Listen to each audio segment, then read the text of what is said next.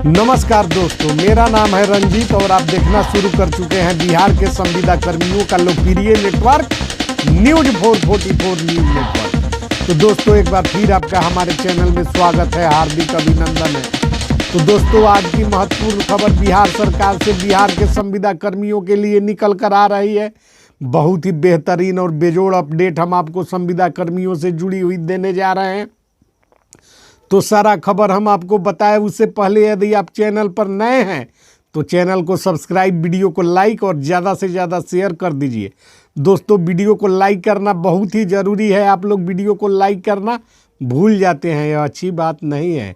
Video को like कीजिए, वहीं हम लोगों का पारिश्रमिक होता है, दूसरा कुछ नहीं। तो दोस्तों, बिहार के संविदा कर्मियों को यह जानकारी देने जा रहा हूँ, अत्यंत ही महत्वपूर्ण है। बिहार सरकार संविदा पर नियोजित कर्मियों की नियमावली 1-2 वर्षों में लगातार अपडेट करती रहती है। यह जो है कि बहुत पहले से होता रहता है।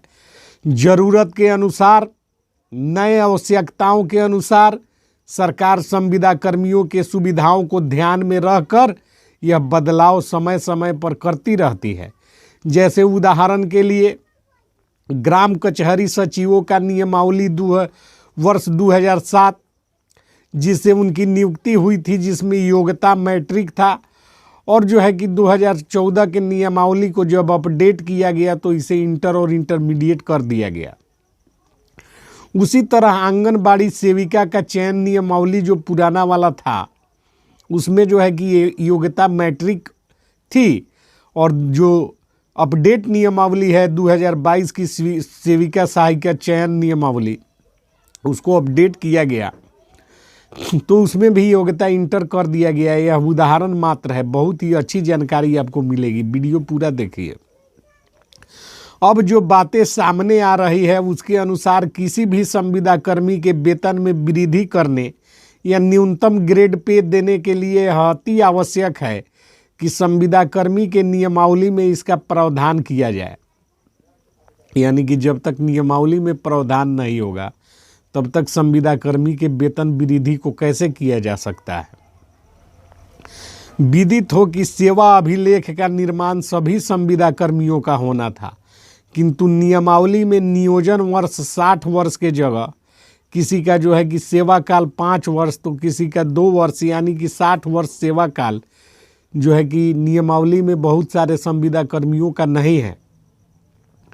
किसी का सेवा वर्ष जो है कि कितने वर्षों के लिए कार्य करेंगे, तो किसी का 5 वर्ष है, किसी का 3 वर्ष है, जो कि एक बहुत बड़ा पेच है, जिसके वजह से जो है कि सेवा अभिलेख का निर्माण नहीं हो सका था,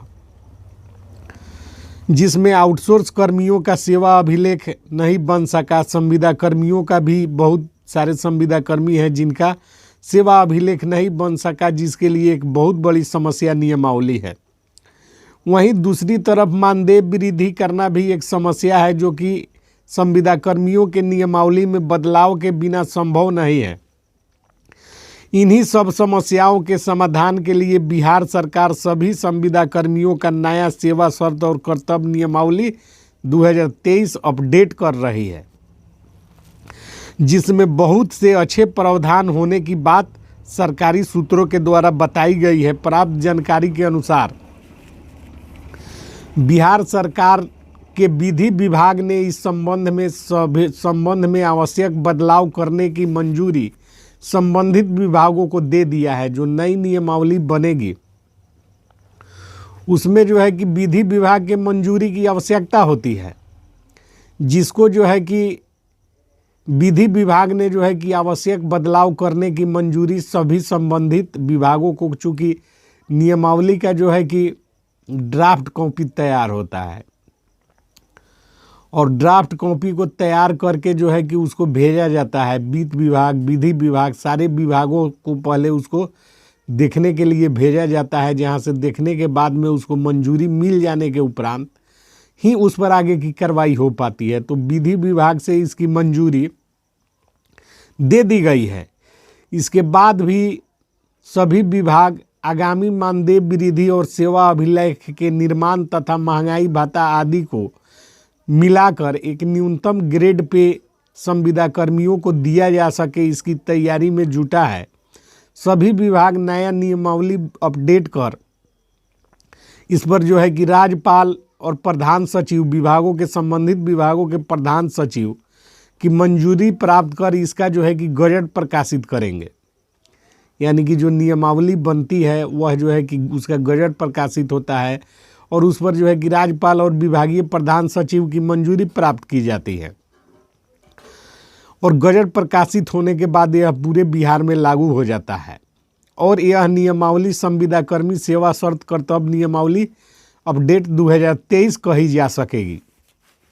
यानी कि 2023 में नियमावली को सेवा शर्त को सरकार आउटसोर्स कर्मी संविदा कर्मी के जो नियमावली है उसको जो है कि अपडेट कर रही है।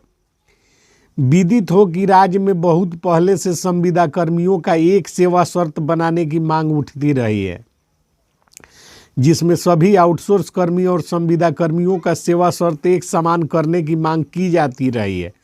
पहले से ही जो है कि बिहार के संविदा कर्मी, देश के संविदा कर्मी यह मांग करते रहे हैं सरकार से कि हम लोगों का एक सेवा शर्त किया जाए। किसी के सेवा शर्त में कुछ है, किसी के सेवा शर्त में कुछ है, किसी को महंगाई भत्ता दिया जाता है, टीएडीए मिलता है, किसी को कुछ नहीं, किसी को मेडिकल की सुविधा है, किसी को फ़ोन खर्च है, किसी को भाड़ा किराया, सब कुछ मिलता है और किसी को कुछ नहीं मिलता है।